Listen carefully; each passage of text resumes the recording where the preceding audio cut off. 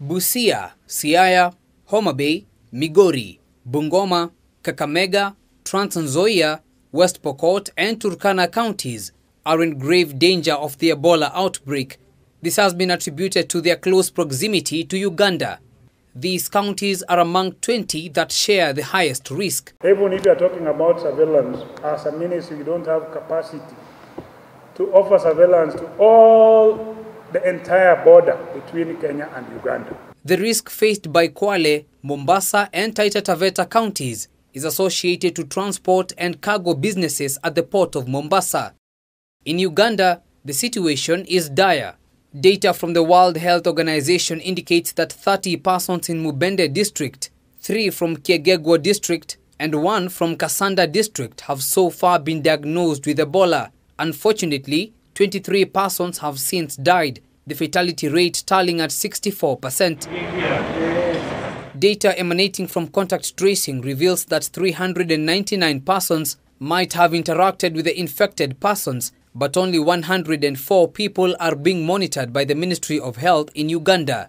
This means that 295 people continue to innocently interact with residents with no knowledge of the danger they pose.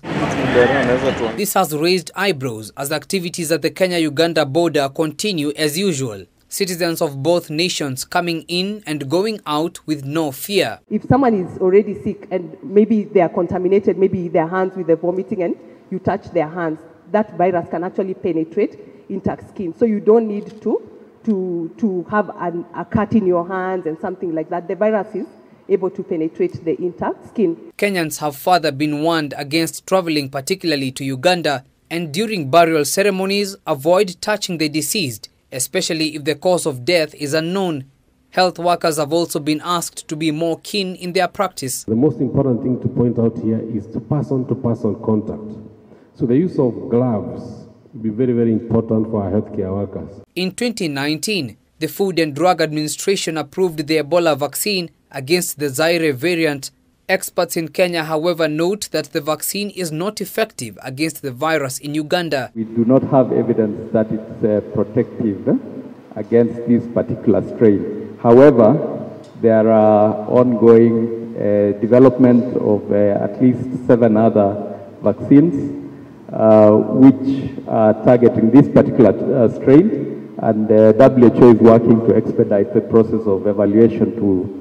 At the same time, testing for Ebola calls for level 3 laboratories for accurate results. Kenya currently has only 4 laboratories with this capacity. If you suspect and you have a molecular testing lab that you have been doing COVID and there's a suspected Ebola case, do not test it. Just call us.